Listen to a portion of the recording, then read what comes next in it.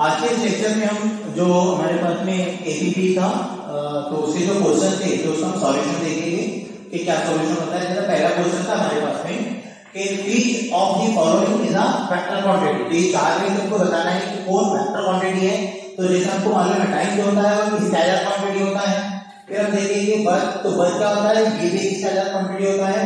और स्पीड को अगर देखेंगे हमको, ये क्या होता है, स्केलर क्वांटिटी होता है। लेकिन हमको जो देखना है वो क्या देखना है, वेक्टर क्वांटिटी। इसका मतलब एक्सेलरेशन क्या होती है, एक वेक्टर क्वांटिटी होती है। तो जो पहला क्वेश्चन था उसका जो आंसर था वो था सी।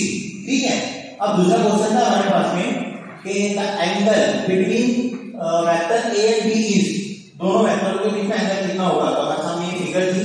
तो हमको एक बात मालूम थी कि जब भी हम क्या करते थे कि जब भी हम दो वेक्टर के बीच में एंगल फाइंड करते थे तो पहली कंडीशन थी कि हमको वेक्टर का जो कनेक्शन करना था वो कैसे करना था, टेल टू टेल करना था या टिप टू टिप करना था। तो हम देखेंगे यहाँ पर तो ए वेक्टर और बी वेक्टर हमारे पास में इनका कनेक्शन कैसा है, अभी ये टेल टू टिप कनेक्शन है। हम क्या करेंगे कि जो बी वेक्टर है तो इसको अगर हम पैरेलल शिफ्ट करते हैं तो मेरे पास में ये बी वेक्टर नीचे आ जाएगा, पैरेलल शिफ्ट करे बाद में तो ये आ गया मेरे पास में बी वेक्टर। अब मैं देखूंगा तो मेरे पास में पूरा एंगल कितना होता है, यहां से लेके यहां तक कितना होगा, 180 होगा। तो 180 में से मैं क्या करता हूँ, 70 को माइनस कर देता हूँ क्योंकि 70 तो एंगल मेरे पास में पहले आ गया था। अब 180 में से अगर मैं 70 को माइनस करता हूँ तो ये कितना आएगा मेरे पास में 110 डिग्री आएगा। तो इसका मतलब ए ऑप्शन तो नहीं होगा, बी ऑप्शन में नहीं होगा और सी ऑप्शन मेरे पास में आ जाएगा। तो इसका मतलब क्वेश्चन नंबर 2 का आंसर है वो सी है। ठीक है। अब फिर हमारे पास में क्वेश्चन थर्ड। तो यहाँ पर हमारे पास में क्वेश्चन है व्हेन वेक्टर शिफ्टेड पैरेलल, अगर वेक्टर जो है वो पैरेलल शिफ्ट होगा तो उसमें क्या चेंज आएगा, या चेंज आएगा या नहीं आएगा। तो पहली है कि विल चेंज, अगर पैरेलल शिफ्ट होता है तो वेक्टर चेंज होगा या नहीं होगा। हाँ। दूसरी बात विल अनचेंज, हाँ अनचेंज होगा। तो ये जब भी वेक्टर पैरेलल शिफ्ट होता है तो वो बदलता है या नहीं बदलता है। और दूसरी बात दूसरा भी देख लेते, एंगल इज 0 डिग्री। हाँ, ये दो कंडीशन जो है वो दो कंडीशन किसकी है, पैरेलल शिफ्टिंग की है। तो इसका मतलब, और जो बी ऑप्शन अगर देखेंगे तो बी और सी, तो मतलब डी वाला ऑप्शन करेक्ट हो गया, यानी बी और सी, क्योंकि वेक्टर चेंज नहीं होता है और जब पैरेलल शिफ्ट होती है वेक्टर की तो उसमें एंगल जो होता है वो कितना होता है, 0 डिग्री होता है। ठीक है। अब देखेंगे हम फोर्थ वाला क्वेश्चन। तो फोर्थ वाला क्वेश्चन है if vector rotate 1080 degree with respect to positive X axis then its direction, इसकी डायरेक्शन क्या होगी। जैसे हमने की पॉइंट में एक पॉइंट देखा था जैसा रोटेशन ऑफ वेक्टर कि अगर मेरे पास में 2πn होता है, क्या होता है, अगर वेक्टर रोटेट होगा लेकिन कैसा रोटेट होगा कि 2πn, और n क्या होता है यहाँ पर, ये n होता है, 1 होता है, 2 होता है, 3 होता है, 4 होता है, और ऐसा मेरे पास में ऐसे नंबर चलेंगे। तो अगर मैं देखता हूं तो मालूम है आपको कि जैसे सपोज ये वेक्टर है, ये वेक्टर है, ये वेक्टर है, और ये जो है वो पूरा रोटेट हुआ, कितना रोटेट हुआ, 2π। क्योंकि जैसे सपोज मैं n = 1 लेता हूं तो जो थीटा आएगा वो कितना आ जाएगा मेरे पास में, वो आ जाएगा 360 डिग्री आ जाएगा। और जब भी जब वेक्टर जो है वो 360 रोटेट होता है तो इसकी डायरेक्शन बदलेगी या नहीं, क्योंकि ये ए वेक्टर पूरा घूमेगा और फिर कहाँ है, फिर यहीं पर वापस आ जाएगा। तो जो ए वेक्टर की पहले डायरेक्शन थी वही डायरेक्शन बाद में भी होगी, रोटेट हुए बाद में या शिफ्ट हुए बाद में। ठीक है। अब मैं अगर n = 2 करता हूँ, मैं n = क्या करता हूँ, 2 करता हूँ, तो थीटा जो है मेरे पास वो कितना आएगा, 720 आ जाएगा, 720 डिग्री आ जाएगा। तो जब भी मेरे पास में एंगल 720 होगा तो भी मेरे पास में वेक्टर की डायरेक्शन बदलेगी या नहीं बदलेगी। अब मैं अगर n क्या करता हूँ, 3 करता हूँ, तो थीटा है तो थीटा कितना आ जाएगा मेरे पास में, 1080 डिग्री आ जाएगा। तो इसका मतलब जब कोई वेक्टर क्या करता है वो क्या होगा, वेक्टर रोटेट तो होगा लेकिन एंगल कितना लेगा, 1080। तो इसका मतलब इसकी जो पहले डायरेक्शन थी वही डायरेक्शन बाद में होगी। तो मेरे पास में इसकी जो डायरेक्शन है बताया गया है कि डायरेक्शन चेंज होगी तो नहीं, हाँ ये चेंज होगी या नहीं होगी। और क्या एंटी पैरेलल हो जाएगा, मेरे पास में एंटी पैरेलल नहीं, एंटी पैरेलल भी नहीं होगा, परपेंडिकुलर एक्स एक्सिस नहीं, ये भी नहीं होगा, और डज नॉट चेंज, ये जैसा है वैसे उसकी डायरेक्शन बाद में भी वैसी ही रहेगी। तो ये फोर्थ का जो ऑप्शन है वो डी आ गया। अब हम देखते हैं फिफ्थ वाला क्वेश्चन। कौन सा देखेंगे? फिफ्थ वाला। The magnitude of a vector can not be, कि वेक्टर का जो मैग्नीट्यूड है वो नहीं होगा। क्या नहीं होगा? जैसे हम देखते हैं पॉजिटिव, क्योंकि मालूम है मैग्नीट्यूड का हमेशा पॉजिटिव ही आएगा, तो इसका मतलब ये तो ये आएगा। जीरो हो सकता है, इसलिए हमने देखा था एक नल वेक्टर देखे थे हमने, क्या देखे थे? Null vector. तो नल वेक्टर में जो वेक्टर था उसका मैग्नीट्यूड कितना था? जीरो था। फिर निगेटिव, हाँ निगेटिव तो नहीं आता है। यूनिटी, यूनिटी के लिए हमने देखा था यूनिटी वेक्टर है, यूनिटी वेक्टर था जिसके अंदर में जो है मैग्नीट्यूड वो कितना था? 1 था, और निगेटिव नहीं आता। इसका मतलब जो फिफ्थ वाला क्वेश्चन है, तो वेक्टर का मैग्नीट्यूड निगेटिव कभी भी नहीं होगा, क्योंकि हमने देखा कि जब भी कोई वेक्टर मॉड के अंदर आ जाता है तो उसकी हमेशा ही वैल्यू क्या होगी? पॉजिटिव होगी। ठीक है, उसकी वैल्यू हमेशा पॉजिटिव होगी। अब हम देखेंगे नेक्स्ट क्वेश्चन, क्वेश्चन नंबर 6। तो क्वेश्चन नंबर 6 है कि which of the following statement is false? कौन सा स्टेटमेंट मेरे पास में गलत होगा? तो पहले देखिए हम, time, speed and energy are scalar, तो सही बात हो रहा है इसमें, तो दोनों क्या होते हैं? ये तो सही है, ऑप्शन क्या है? सही है, लेकिन फिर भी क्वेश्चन के हिसाब से ये गलत है, ये आंसर नहीं आएगा। फिर velocity, force and acceleration are vector, हाँ दोनों बातें सही बोला है, लेकिन हमको सही बात नहीं देखना है, हमको क्या देखना है? गलत बात देखना है। तो टाइम, स्पीड और एनर्जी सब स्केलर थे, वेलोसिटी, फोर्स और एक्सेलरेशन क्या था?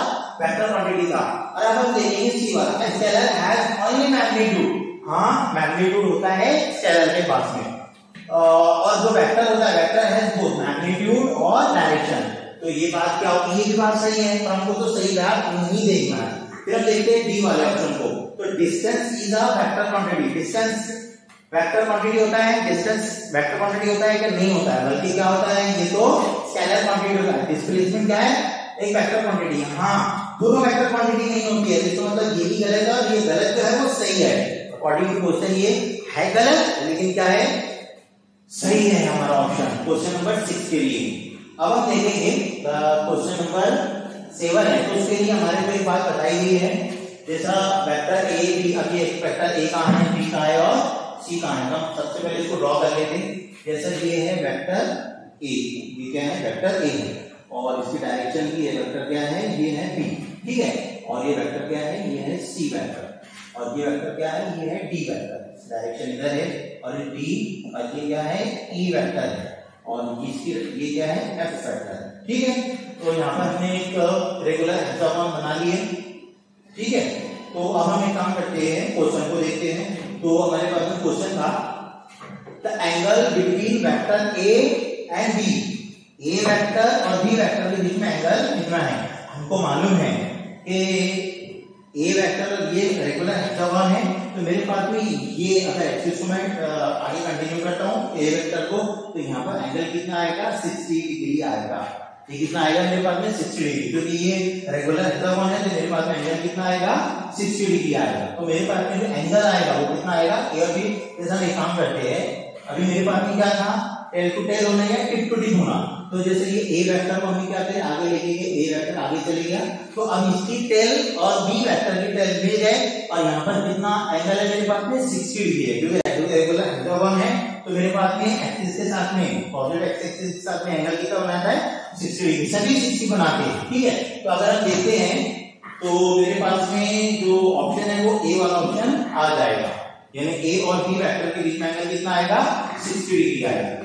ऐसे ही हमारे पास में है ये और एक क्वेश्चन है, 8वें नंबर का क्वेश्चन है, और फिर वही बात कि ये है ए वेक्टर, ठीक है, ये है बी वेक्टर, और ये है सी वेक्टर, और ये है डी वेक्टर, ये है ई वेक्टर, और ये क्या है? ये है एफ वेक्टर। अब हमको क्वेश्चन में क्या बोला है? The angle between vector A and B, A vector और बी वेक्टर के बीच में एंगल क्या है? तो एक चीज हम यहाँ पर देख रहे हैं कि ये ए वेक्टर की डायरेक्शन है इधर, ठीक है, ये कौन है? ए वेक्टर है, और बी वेक्टर की जो डायरेक्शन है वो इधर है, ठीक है।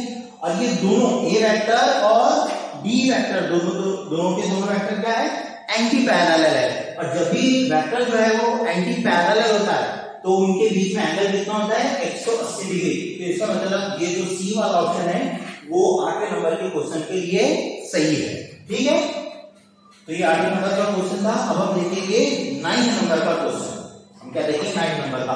और फिर वही बात बार बार ए वेक्टर है, फिर ये क्या है, ये है बी वेक्टर, और ये क्या है, ये है सी वेक्टर, ये है डी वेक्टर, और ये क्या है ई वेक्टर, और ये क्या है, ये है एफ वेक्टर। अब हमको एंगल किसके बीच में निकालना है, एंगल निकालना है हमारे को ए और एफ के बीच में एंगल निकालना है।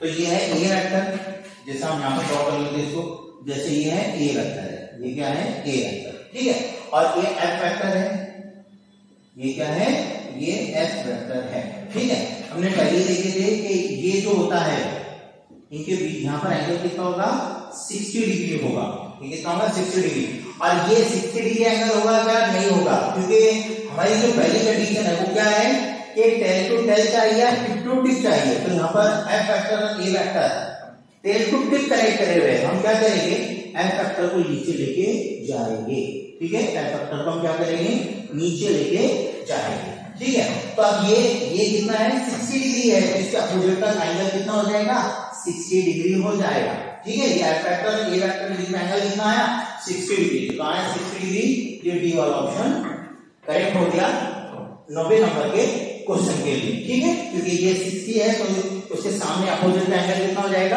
60 हो जाएगा, ठीक है। तो ये 9 नंबर का जो क्वेश्चन था वो भी हो गया। अब हम देखेंगे 10 नंबर का क्वेश्चन, ठीक है।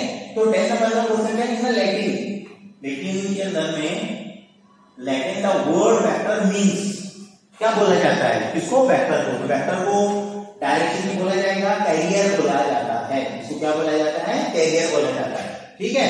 और एक बात हमको अच्छे से समझना है, जैसा करंट जो है, करंट का मतलब भी क्या होता है, कैरी टू कैरी, इसको एक इलेक्ट्रॉन को एक जगह से क्या करता है, इसी दूसरी जगह पे लेके जाता है, लेकिन फिर भी करंट क्या है, एक स्केलर क्वांटिटी है। करंट का मतलब ही होता है कि इलेक्ट्रॉन को एक जगह से दूसरी जगह लेके जाना, तो करंट, लेकिन फिर भी क्या होता है, स्केलर क्वांटिटी होता है। तो कैरियर, वेक्टर की जो मीनिंग है वो क्या है, कैरियर है। तो वेक्टर क्या लेके जाता है, जैसे सपोज हमारे पास में ये वेक्टर, जैसे ये एक पॉइंट है हमारे पास में ए और दूसरा पॉइंट हमारे पास में बी है, तो ये एक पॉइंट से दूसरे पॉइंट तक के कैरी करता है किसको, वेक्टर को, तो इसलिए इसका मतलब क्या होता है, कैरियर, इसका मतलब क्या होता है, कैरियर, ठीक है। कुछ प्रॉब्लम होगी तो आप बता सकते हैं, ठीक है। हाँ, अब 11 नंबर का क्वेश्चन है, तो उसके लिए डायग्राम भी हमारे पास में, जैसा हम इसको समझते हैं, the angle between vector A and C, ये ए और सी पर जो एंगल होगा वो कितना होगा, जैसा हम देख रहे हैं अभी एंगल कितना दिख रहा है हमारे को, 30 दिख रहा है, 30 डिग्री दिख रहा है, लेकिन जो वेक्टर है दोनों का कनेक्शन कैसा है, टेल टू टिप कनेक्शन है, और हमको क्या चाहिए, एक तो टेल टू टेल चाहिए या फिर टिप टू टिप चाहिए। हम क्या करेंगे ना कि ये सी वेक्टर को आगे पैरेलल शिफ्ट कर देंगे, ये क्या आ गया, सी वेक्टर आ गया, ये क्या आ गया, सी वेक्टर आ गया। और अगर हम देखते हैं तो ये स्ट्रेट लाइन है, ये वेक्टर के बीच में एंगल कितना है, 180 होगा, तो हम क्या करेंगे, 180 माइनस 30 डिग्री करेंगे, तो 180 में से अगर 30 माइनस होता है तो कितना आएगा, 150 डिग्री आ जाएगा, ठीक है। तो इसका मतलब जो 11 नंबर का क्वेश्चन था उसका ऑप्शन करेक्ट जो है वो क्या है, ए ऑप्शन, ठीक है।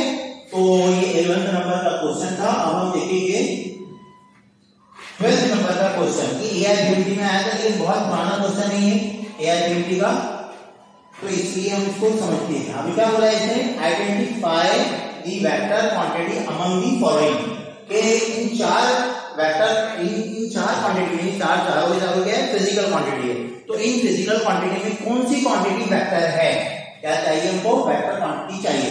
तो एनर्जी जो है वो एक स्केलर क्वांटिटी होती है, ये तो नहीं आएगा। डिस्टेंस जो है वो भी एक स्केलर क्वांटिटी है, ये भी नहीं आएगा।